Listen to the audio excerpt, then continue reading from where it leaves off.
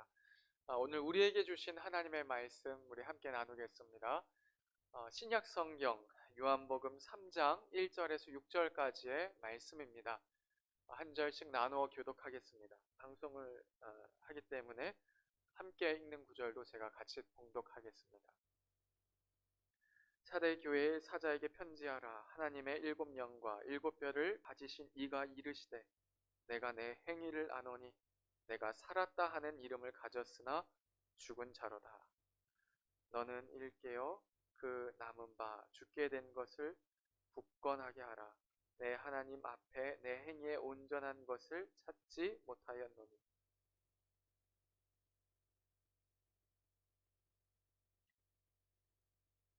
회개하라. 만일 일깨지 아니하면 내가 도둑같이 이르니 어느 때에 내게 이르는지 내가 알지 못하리라.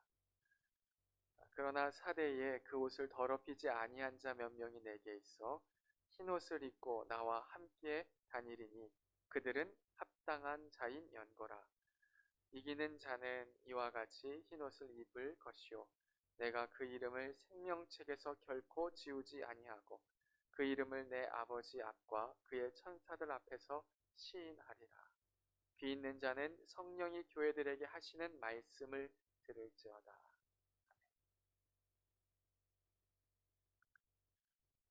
우리가 요한계시록의 7교회를 살펴보았는데 오늘은 벌써 5번째 교회, 사대교회입니다. 이 사대 지역은요 아주 높은 언덕 위에 세워져 있었습니다. 그 언덕 반대편은 아주 깊은 벼랑이기 때문에 외부의 침입이 쉽게 오질 못했습니다.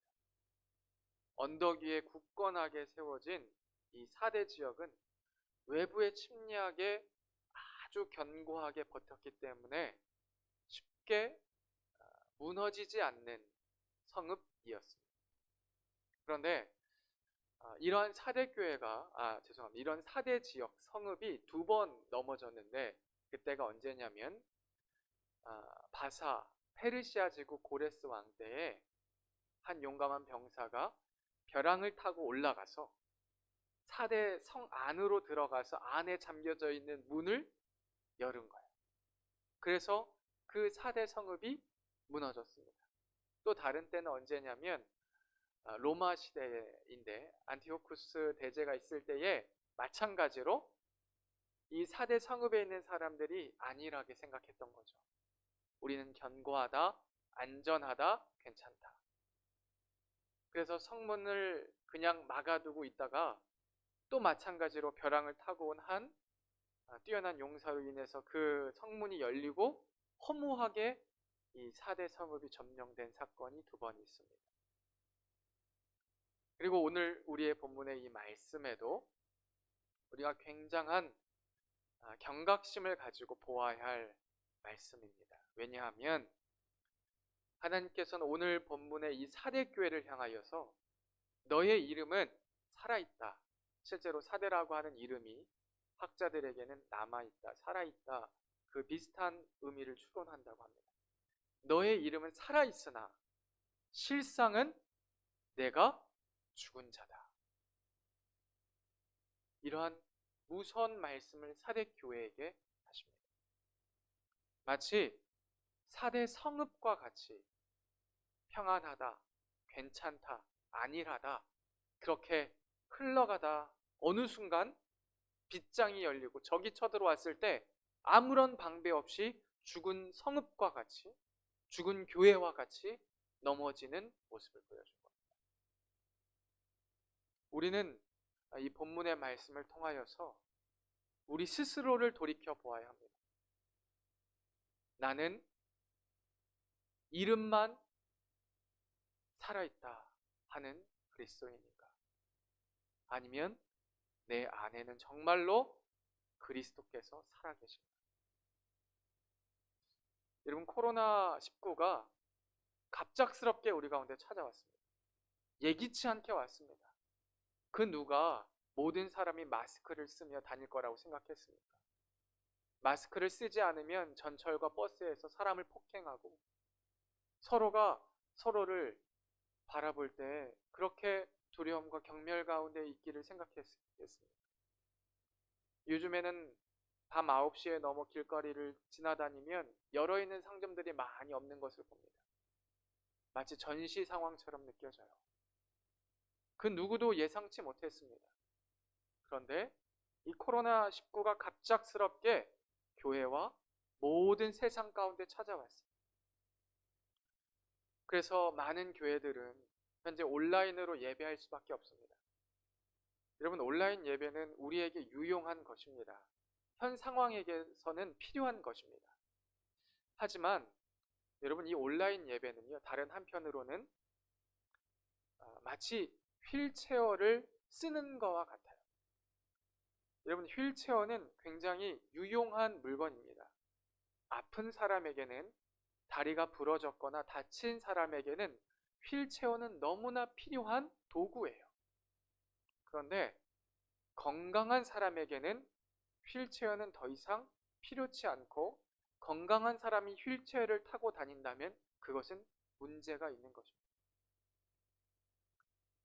교회도 온라인 예배가 필요하고, 온라인 예배를 통하여서 우리가 충분히 하나의 공동체로 하나님 앞에 나아가는 진심을 드릴 수 있습니다. 하지만 이 상황이 지나가고 개선되면 우리는 모여야 합니다. 우리는 정말 코이노니아로 하나님의 몸된 지체로 함께 해야 합니다. 그리고 이 시기를 통해서 우리는 정말 내가 하나님 앞에 정말 깨어 있는가를 돌아보아야 합니다. 저는 이 본문의 말씀을 묵상하면서 이번 주 담임 목사님의 주일 설교도 열매에 대한 말씀이었어요. 하나님의 택한 백성들이 정말로 삶의 열매를 맺지 아니하면 도끼를 찍어 버려야 하는 잎이 무성한 의미 없는 존재가 되고 맙니다. 소금이 맛을 잃으면 땅에 밟히고, 빛을 밝히지 못한 전구와 불은 쓸모가 없는 존재가 되고 맙니다. 그래서 오늘 본문의 말씀을 묵상하면서 왜 사대교회는 이름은 정말로 멋진 살아있는 교회인데 왜 그 안은 죽었을까? 왜 죽게 되었을까? 그것이 계속하여 묵상하고 기도하게 되었습니다.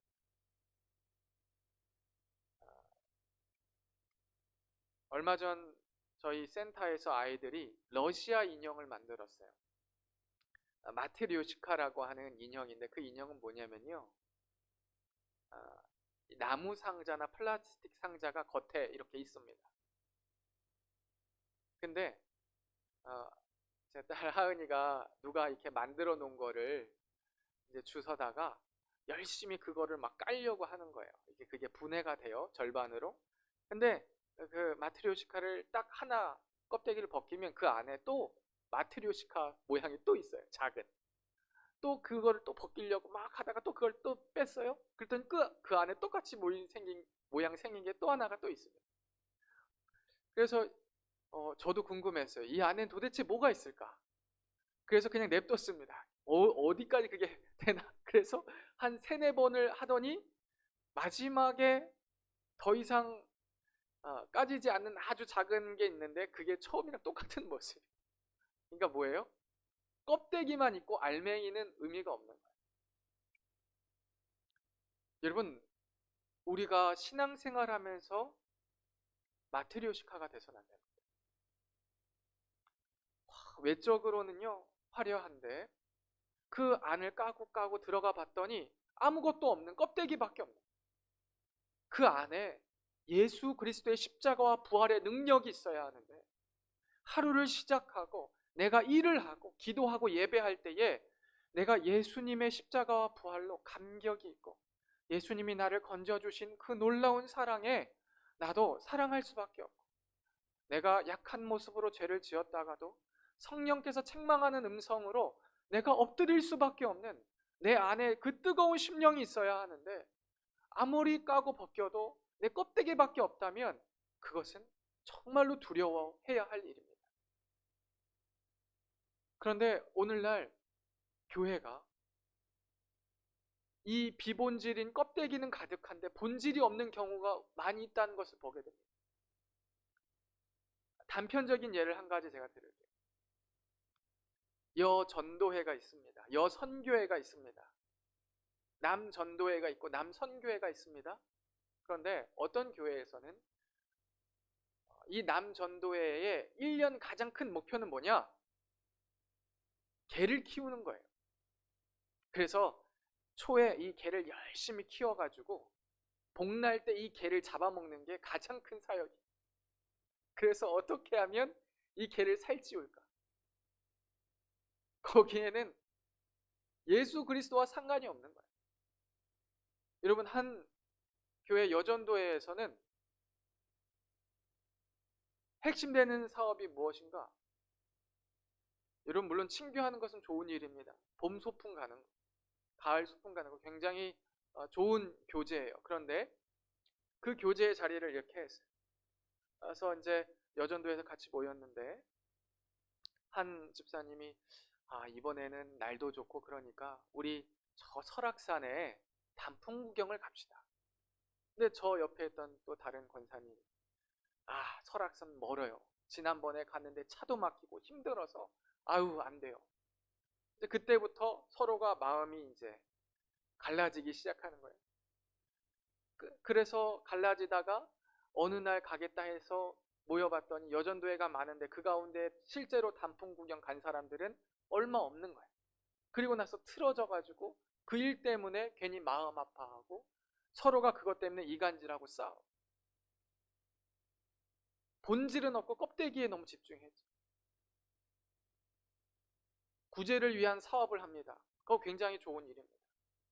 전도를 위해서 어떤 사업을 하고, 근데 사업을 할 때 이번에는 사업을 하는데 지난번에 오징어 젓갈이 잘 팔렸으니까 이번에 오징어 젓갈 한 20만 원치 삽시다.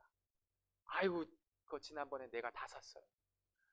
이번에는 그냥 다른 거 해요, 다른 거. 거기서 또 싸움이 나고 분쟁이 나고 다툼이 난다면 여러분, 그것은 하나님께서 기뻐하실까요? 아니면 우리들끼리의 사교 모임일까요? 우리는 중심을 어디에 두어야 하는가를 정말 밝히어 보아야 합니다. 그것이 우리의 신앙생활에 너무나 중요해요. 여러분, 큰 성과, 큰 부흥, 큰 역할, 큰 변화, 큰 이름, 그리스도인들이 축복받아 좋은 여건에서 사는 것 너무나 필요합니다. 하지만 그것이 예수 그리스도를 영접하고 예수 그리스도의 영적 충만함으로 있는 것보다 그것이 더 크답니다. 외적으로는 좋은 집, 좋은 차, 좋은 환경에서 사는데 그 안에는 주님을 향한 갈망과 열정이 없다면 그것은 허황된 축복입니다. 마치 화려한 무대가 막 있을 땐 무대 위에 배우들이 막 감격이어서 뛰지만 조명이 다 꺼진 이후 그 무대에 쓸쓸히 남아 허무함을 토로하는 모습과 똑같은 거예요. 오래된 신자로 예배를 드리지만 예배의 감동은 사라졌고 열심인 교인이지만 열심하지 않는 누군가를 향하여 분노만 일어난다면 우리는 우리 자신을 잘 살펴야 합니다. 그것이 성령께서 주시는 음성인가? 나의 이기적인 마음인가? 우리는 이분법적으로 볼 때가 많이 있어요. 예수님 믿지 않는 사람, 예수님 믿는 교회 다니는 사람. 그런데요, 여러분, 세 가지의 분류로 우리는 다시 살필 수가 있습니다. 아까 말한 것처럼 교회도 다니지 않고 하나님도 모르는 사람이 있고, 교회에 다니고 공동체 안에 있지만 한 사람은 종교인입니다. 종교인. 껍데기만 가지고 만족하는 것입니다. 다른 한 사람은 그리스도인입니다. 여러분, 예수님은요, 제자들을 향하여서 마지막 때에 양과 염소로 달릴 것을 말씀하셨어요. 여러분, 우리는 종교인입니까? 그리스도인입니까? 오늘 본문의 말씀은 살아있다, 남아있다라고 하는 좋은 이름은 가졌지만 죽은 교인 사대교회를 향하여서, 종교인이 되어버린 사대교회를 향하여 하나님께서 주시는 강력한 일침을 다루고 있습니다. 그리고 그들 가운데에 하나님께서는 살아나야 한다 말씀하십니다. 살아나야 한다. 어떻게 살아날까? 어떻게 살아날까? 첫 번째는 우리 한번 같이 고백합시다. 깨어나라. 깨어나라. 여러분, 이 깨어나라고 하는 본문의 말씀, 우리가 요한계시록 3장 2절에 보면 너는 일깨어 라고 표현되어 있어요. 근데 이 헬라어 성경을 보면요, 어떤 표현이냐면 그레고레오라고 하는 표현은 경계하다, 주의를 기울이다, 일깨우다, 그런 말. 그러니까 깨어나라 이런 표현은요, 내가 하나님의 말씀에 어떻게든 귀를 기울이고 일어나는 것입니다. 우리가 우리의 믿음이 종교인으로 그리고 습관적인 관습으로 빠지는 것 중에 하나는 너무 무덤덤하게 모든 것들을 받아들이는 거예요. 교회 예배하는 것 당연한 것으로, 내가 성가대를 섬기든, 내가 어떠한 헌금을 섬기든, 내가 무엇을 청소를 하든, 무슨 섬기는 일을 하든 그것을 너무나 형식적으로 당연하게 받아들이고 하다 보면 우리 안에 감격이 사라집니다. 그리고 나는 하는데 왜 저 사람은 하지 않을까라고 하는 그러한 분노가 일어납니다. 그때 우린 우리의 마음을 스스로 경계하여 보아야 합니다. 내가 어떠한 행위를 통해서 하나님께 내 구원을 얻는 것이 아니라 우리가 이미 예수 그리스도의 너무나 존귀한 생명을 받은 자, 그래서 그 감격과 감사로 성가대나 내가 헌금이나 내가 몸과 손을 하나님 앞에 드리고 헌신하는 것인데, 그것이 어느덧 너무나 일상적인 것으로 뒤바뀌어서 감동은 사라지고 내 자신에 대한 것에만 몰입한다면 일깨워야 해요. 일깨워. 두 번째입니다. 자, 한번 같이 읽겠습니다. 굳건하게 세우라. 2절 하반절에 보면 그 남바 죽게 된 것을 굳건하게 하라 라고 말씀합니다. 여러분, 이 세번역 성경과 한글 성경에 보면 거의 죽게 된 자를 굳건하게 세우라 그렇게 말씀합니다. 이것은 무슨 말이냐면, 나는 이 말씀을 지금 듣고 내가 일깨어야 하는구나, 내가 정말로 하나님 앞에 더 나아가야 하는구나, 이 코로나19 상황에서 내 믿음과 삶이 더 하나님의 복음에 내가 나아가야 하는구나, 그건 성령께서 지금 귀를 열어주신 거예요. 그런데 아직까지도 종교인으로 사는 것에 만족하고 그리고 죽어가는 이들이 있어요. 죽어가는. 근데 그를 향하여서 우리에게 맡겨진 사명은 뭐냐면 중보자의 사명이라. 여러분, 중보자는요, 그를 위한 기도 한마디만 하고 끝나는 것이 아닙니다. 중보자는 틈을 메꾸는 사람들, 다리가 되는 사람들입니다. 여러분, 다리는요 때때로 밟힙니다. 다리는요 오랫동안 그 자리에 머물러 있어야 돼요. 여러분, 모세는 정말 뛰어난 지도자였지만 그는 가나안 땅에 들어가지 못하는 다리 역할을 했습니다. 그 다음 세대인 여호수아를 세우는 것에 사명을 다했어요. 하지만 하나님께서 그 모세의 마음에 만족과 기쁨을 주셨기에 그가 120세의 눈을 감았지만 눈빛이 흐리지 아니하고 영적인 놀라운 형통 속에서 축복하며 하나님 나라로 갔습니다. 여러분, 우리가 중보자가 된다는 것은요 쉽지 않은 일이에요.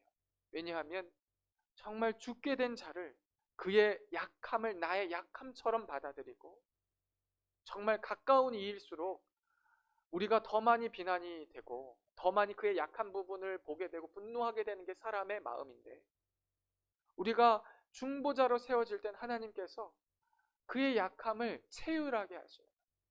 근데 이 체휼하는 것이 그가 약한 건 어쩔 수 없는 일이야, 마저 내버려 둬야 돼, 그게 아니라 정말 그가 왜 약하게 되었을까, 나의 약함은 그를 어떻게 할 수 없는 것이다 하면서 하나님 앞에 나를 더 내어놓고 성령께서 나와 그를 함께 이끌어 줄 것을 믿으며 기도합니다. 그래서 중보를 통하여 우리는 예수 그리스도가 나를 위하여 다리가 되신 것을 느끼게 되고, 중보를 통하여 우리는 하나님의 십자가의 사랑을 더 깊이 채우라며 손을 내밀게 되는 것입니다. 세 번째입니다. 따라 한번 고백합시다. 행위를 돌이키라. 여러분, 오늘 3장 2절에 보면 내 행위에 온전한 것을 찾지 못하였노니라고 표현해요. 우리 그리스도인들이 정말 경계할 것은 뭐냐면, 요즘에 온라인 시대가 되면서 설교를 귀에 좋은 대로만 듣는 거예요. 내가 어떻게 그것을 결단할까?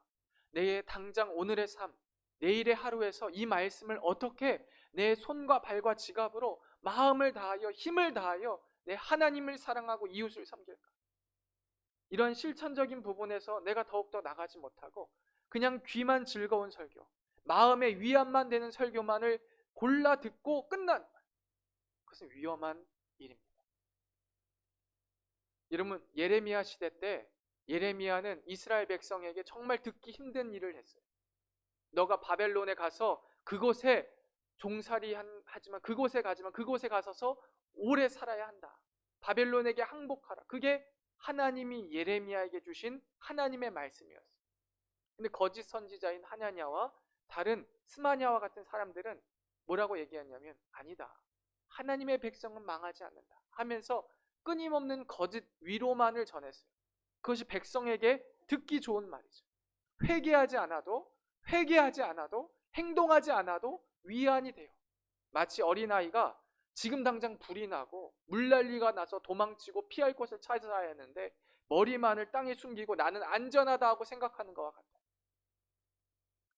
여러분, 그리스도인에게 말씀은요, 그냥 귀만 즐겁게 하는 설교가 아니라 오늘 당장 무릎 꿇게 결단해야 하는 것이 설교의 말씀이 되어야 합니다. 우리 온누리 교회가 정말로 행위로 하나님 앞에 나아가길 축복합니다. 저는 우리 여전도회와 우리 온누리 교회를 참 너무나 귀하게 봅니다. 코로나19 상황 가운데 각자의 시간에 맞추어서 교회에 나와서 기도하자, 릴레이 기도하자, 쉽지 않지만 어제와 오늘 계속해서 기도의 자리를 지키고 마음 다해 기도하는 모습을 보면서, 하나님이 우리 온누리 교회의 영적 불씨를 이어가고 계시는구나. 그리고 지금 온라인 예배로도 우리 교회가 크진 않지만 정말 우리 온누리 교회 많은 성도들이 온라인으로도 예배하고 시간을 지켜서 예배하는 모습을 보며 감동을 받습니다. 여러분, 우리가 행위로도, 우리가 마음으로도, 헌신으로도 하나님 앞에 나아가길 축복합니다. 마지막으로 다시 우리 고백합시다. 다시 복음으로. 매일의 십자가. 오늘 본문의 3장 3절에 보면, 그러므로 내가 어떻게 받았으며 어떻게 들었는지 생각하고 지켜 회개하라 라고 말해요. 어떻게 받았으며 어떻게 들었는지, 이건 무슨 말씀입니까? 내가 어떻게 예수님 믿게 되었는가? 내가 어떻게 구원받게 되었는가? 여러분, 교회의 갱신, 교회의 부흥, 교회의 개혁은 교회 리모델링 한다고 되는 것이 아닙니다. 성도 각 사람의 마음에 할례를 받는 것이, 우리의 마음에 예수 그리스도의 복음이 다시 한번 새롭게 되는 것입니다. 목회자도, 리더십도, 모든 각 가정의 부모들도 마찬가지. 우리가 교회로서 새롭게 되는 것은 형식적인 부분이 아니라 우리의 마음 가운데에 정말 예수 그리스도의 복음이 나를 살렸다. 내가 이전에는 세상 속에서 어쩔 수 없이 태어나 어쩔 수 없이 살아가다 허무하게 죽을 인생이었는데 내 삶의 어느 순간에 예수님 찾아오셔서 하나님의 아들, 독생자, 그분이 나를 위하여 십자가에 달려 죽으시고 지금도 내 그 피 묻은 손으로 내 삶을 붙잡고 계시고 나의 기도를 들으시고 내가 하나님 나라를 이루어가는 사명을 받은 자다. 여러분, 이 부르심과 감격이 우리의 마음을 울릴 때 우리는 개혁되는 것입니다. 우리는 갱신되는 것입니다. 우리는 부흥하는 것입니다. 사랑하는 온누리 교회 여러분, 저와 여러분이 정말로 하나님의 영적인 호흡 속에 부흥하며 하나님의 그 부르심에 응답해 죽지 말고 깨어있어라, 마지막 때에 준비하라, 경계하며 내 중보자들을 지키라. 그 말씀을 우리 마음 가운데 새기고 이때에 더 기도하고 우리의 마음을 드리는 저와 여러분 되길 축복합니다. 기도합시다. 주님, 우리를 위협하고 우리를 공격하는 껍데기와 같은 것들, 비본질적인 것들에 우리가 주목하며 사는 것이 아니라 예수 그리스도, 예수 그리스도 살아계시고 나를 위하여 이 땅에 오시고 부활하신 우리 주 예수님이 우리 가운데 살아계시길 소망합니다. 이 시간 그 말씀을 부여잡고 기도할 때 주님 함께하여 주시고 기도의 모든 부르짖음마다 하나님 응답하여 주옵소서. 우리 주 예수님의 이름으로 기도합니다.